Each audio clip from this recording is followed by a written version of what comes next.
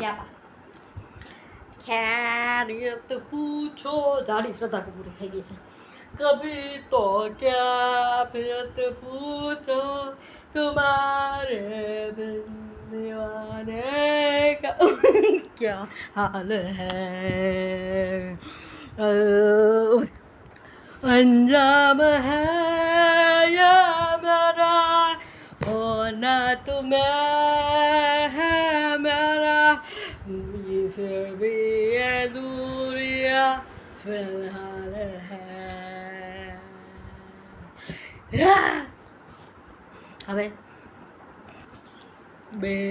बेख्याली में भी तेरा ही ख्याल आए क्यों जुदाई दे गया तो ये सवाल आए तेरी नज़दीकियों की खुशी बेहिसाब थी हिस्से में फासले भी तेरे बेहिसाब आए मैं जो तुझसे दूर हूँ क्यों दूर मैं रहूँ तेरा गुरु रहूँ तू फासला मिटा तू ख्वाब सा जगा क्यों ख्वाब तोड़ दूँ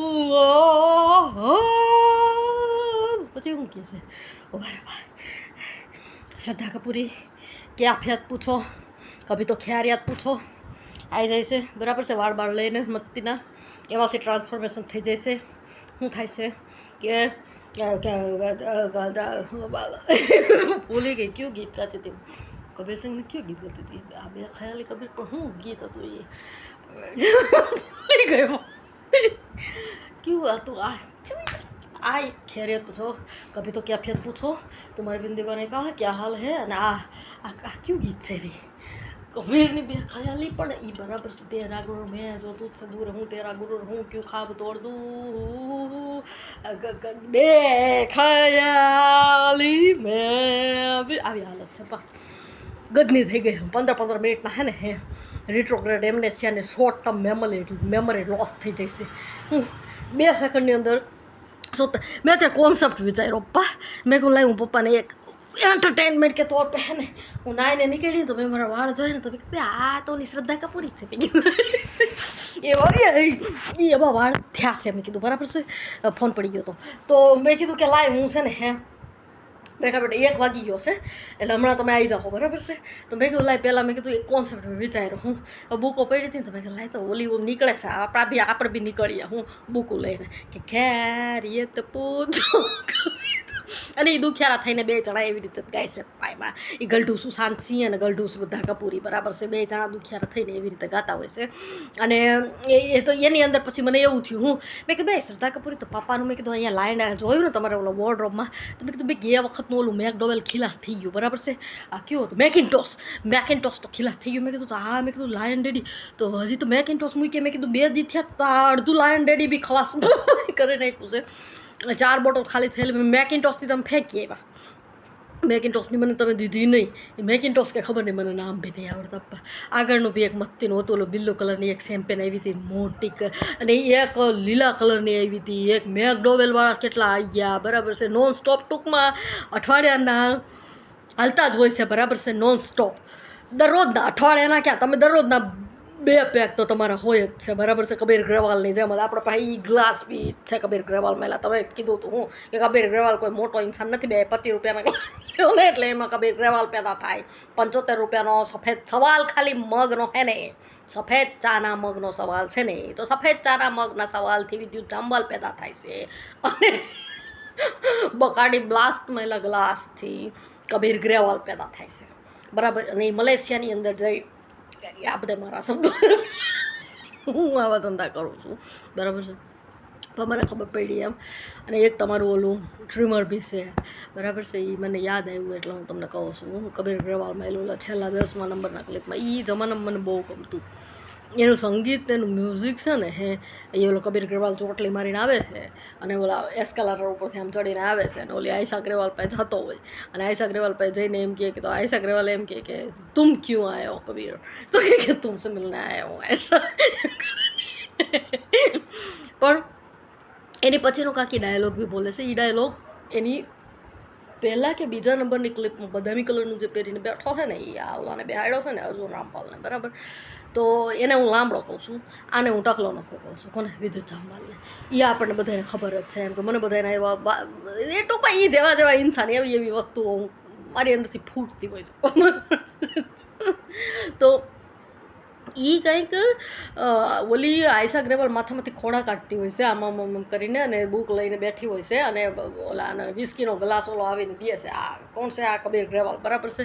તો એ એને વિસ્કીનો ગ્લાસ દે, ઓલી ખોડા કાઢે છે ને એક ટાંગ ઉપર લટકતી મુરગી થઈને બેઠી હોય છે ને સોફાની અંદર ઓલી આયશા અગ્રવાલ, બરાબર છે. તો એને આ કબીર ગ્રેવાલ જઈ અને આવું વિસ્કીનો ગ્લાસ દે છે એમ, બરાબર છે.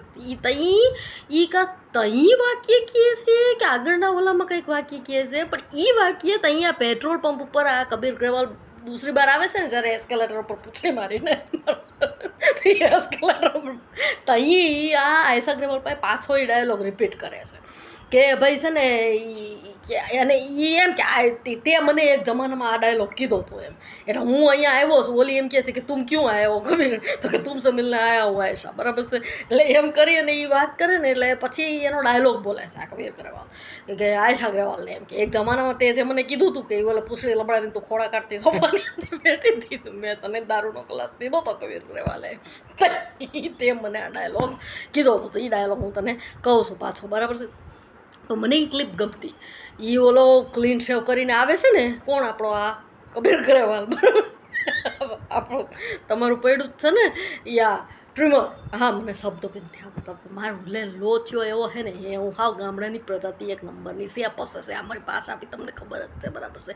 એક જમાનામાં ભાઈએ ઓલું કુરિયરમાં મસ્તીનું ખોખું એક મોકલેલું હતું, ખાલી બોક્સ સારું હતું તો બી બોક્સ ખોલતા બી મને નહોતું આવડે. એટલી હદની મારી 16મી સદીની પ્રજાતિ છે કે હાવ છે ને સેપસ હશે ટાઈપની મારી પ્રજાતિ, બરાબર છે. પણ ટૂંકમાં મેં વિચાર્યું, મેં કહું લાય હું એક કોમેડીનો કોન્સેપ્ટ બનાવીને પપ્પાને મોકલું, બરાબર છે. તો આની અંદર હું તમને સ્ટીકરે મારીને મોકલી. 1 ને 10 થઈ ગઈ, હમણાં તમે આવી જાઓ, બરાબર છે. હાલો હવે હું મૂકું, અને જો આનું મને એવું લાગશે ને તો બ્લોગ ઉપર મૂકી. ભલે આજે દુનિયા આખી હોતા ને બ્લોગ ઉપર છે ને કબીર ગ્રેવાલને આયશા અગ્રવાલની લવ સ્ટોરી સાંભળતા, બરાબર છે. એની ભેગો એ ક્લિપ બી ઠોકવાનો મારો વિચાર છે, અને એની ભેગો છે ને સાબુદ્દીન રાઠોડને પોતાને બેહાડવો છે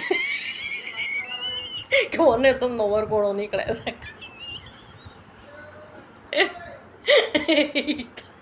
એ તમે દેખાડ્યું હતું એક વખત એક જમાનામાં ને, એ આપણો કોન્સેપ્ટ છે આખો, એ મને ખબર છે, તમે કીધું હતું. એટલે એ તમે કબીર ગ્રેવાલ જોપા ડાયરેક્ટર, હું તમને કબીર ગ્રેવાલ કહું છું એનું કારણ એ છે કે ડાયરેક્ટર તમારા જેવી સ્ક્રિપ્ટ આજ સુધી કોઈ ન લખી ગયા છે. દુનિયામાં કોઈની તાકાત નથી કે કોઈ છે ને પપ્પાના લેવલની સ્ક્રિપ્ટ લખે. સ્ક્રિપ્ટનો મિનિંગ રિયલ લાઈફની સ્ક્રિપ્ટ. તમે મને ખબર છે, મને 2011-12માં એક વખત કીધું હતું એમ કે બેટા આપણે ચાહીએ ને તો તારા બધા લખાણોની ને તારી બધી વસ્તુઓની ને બ્લોગમાં ને એમાં આપણે જે કાંઈ તું કરો છો ને આપણે ચાહીએ ને તો એની બુકો બહાર પબ્લિશ કરાવી શકીએ છીએ, મોટા ઇવેન્ટ્સ ગોઠવી અને આખું તારું એસ્ટાબ્લિશમેન્ટ કરાવી શકીએ છીએ.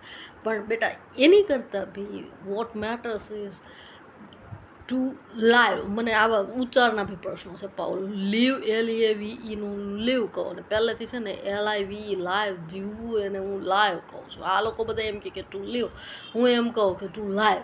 તો મને મગજમાં ક્લિયર પરસેપ્શન આવે એમ કે લીવ છોડવું, LEAVE લીવ એટલે છોડવું, અને LIVE લાઈવ એટલે જીવવું. તો એ બેનો ડિફરન્સ ત્યારે મને ખબર પડે. 8 મિનિટનો તો બે વિડીયો, આને મને કમ્પ્રેસ કરવો પડશે તો તમને પહોંચે પાક. તમે કાલે મેં ખબર તમને વોટ્સએપમાં મોકલેલો, કમ્પ્રેસ ઓછો થયો હતો તો એ અડધો જ વિડીયો પહોંચ્યો તમને. પછી પાછો એને મેં ડ્યુઅલ કમ્પ્રેસ કર્યો, એના MB ઘટાડી દીધા, અને ત્યારે પછી સાંજના ટાઈમે આખો વિડીયો હું તમને મોકલી ગઈ હતી વોટ્સએપને. તો મેં તમને લખીને બી મોકલેલો હતો કે આખો મેં મોકલેલો. તો તમે કીધું હતું એમ મને કે આપણે ચાહીએ તો બેટા તારા લખાણોની આખી બુકો પબ્લિશ કરીએ શકીએ છીએ, બધા તારે ટૂંકમાં જે કાંઈ આપણે એટલી હદનું છે એમ, બરાબર છે. પણ મેઇન વસ્તુ બેટા મહત્ત્વની શું છે? જીવવું. જે ઇન્સાન જીવે છે એ મહત્ત્વનું છે. અને મારે તને એ વસ્તુ જીવવાનું મારી ડોટરને, મારી ડોટર જીવે એવું હું ઈચ્છું છું. લાઈફ લખે નહીં. તમે તમે મને કીધું હતું કે લખવાવાળા તો હજાર ઇન્સાન છે. જય વસાવડો લખે છે, કાજલ ઓઝાવેદ લખે છે, બોલવાવાળા બી આ બધા સ્પીકરો ને બીકરો બધા બરાબર છે. આપણે બે મને યાદ છે, બાકી તો બીજા બધા ગયેલા મરેલ ગોપ પ્રજાતિઓને આપણે ગણતા બી ન હોય. આવડી જય વસાવડો ને કાજલ ઓઝાવેદ આપણને એમ થાય કે જરાક માણસ ટાઈપના ઇન્સાન છે. બાકી એની અંદર બી જય વસાવડાનો બી અવાજ મેં સાંભળ્યો તો નહીં જમાનામાં આપવા. એનો હું કે મોદીનો હું કે બધાનો બરાબર છે. તો મને એમ અપેક્ષા હતી કે આ લોકોના મસ્તીના હોતા છે બરાબર છે, કાંઈ નથી. સ્પીકર તરીકે બી એ લોકોની અંદર કાંઈ નથી. આ હકીકત છે. કદાચ જય વસાવડાને બી સાંભળે તો એને ઓલું લાગે વિચિત્ર, પણ એ કોઈના પર્સનલ ઓલાને ઓલું કરવાનો મારો ઈરાદો નથી. હું રિયલ લાઈફમાં જે મને પોતાને, અને આ એવું છે એમ કે એક ઇન્સાનના સબકોન્શિયસને વે આપવાનો આ રસ્તો છે. કોઈ ઇન્સાન પોતાનો ચહેરો છુપાવીને દંભ રાખીને તમારી સામે બોલે બરાબર, એની કરતાં ધ બેસ્ટ વે કે એક તબક્કે એ તમને ખરાબ સમજતું હોય ને તો એ તમારા મોઢા ઉપર ફ્રેન્કલી તમને કહી દે અને પછી એમ કહે કે મારો એવો ઇન્ટેન્સ નહોતો, અને એ તમારી ફ્રેન્ડલી બિહેવિયર રાખી શકે અને રિયલમાં એની વસ્તુઓની અંદર ને એના બોલવાની અંદર તમને પ્યોરિટી અને ક્લિયરિટી દેખાતી હોય તો એ વસ્તુ સારી વસ્તુ છે. એમાં કોઈએ પોતાની લાગણી ક્યારેય દુભાવાય નહીં. કે ભારત દેશની છે ને વસ્તુ એ કરાય નહીં કોઈથી. એની કરતાં ફોરેનની વસ્તુ સારી છે કે એ લોકો ઓપન હોય છે કમસે કમ. તો આ વિડીયોને હું કમ્પ્રેસ કરીને મોકલી. એટલે તમે મને કીધું મને ખબર છે એમ કે બેટા જય વસાવડા લખે, કાજલ, આ તમારા જ વાક્ય હતા કે જય વસાવડા લખે, કાજલ ઓઝાવેદ લખે બરાબર છે, પણ એ લખવું અને જીવવું એ બે વસ્તુ અલગ અલગ છે. અને હું એવું ઈચ્છું છું એમ કે તું પોતે જીવે લાઈફને, નહીં કે લખે ખાલી. તો એટલે મને ખબર છે પા એમ કે એટલે હવે હું વધારે 11 મિનિટ તો બી હું કમ્પ્રેસ કરીને તમને મોકલી બરાબર છે. હાલો એ હા પા અત્યારે હવા વાગી ગયો હમણાં તમે આવી તો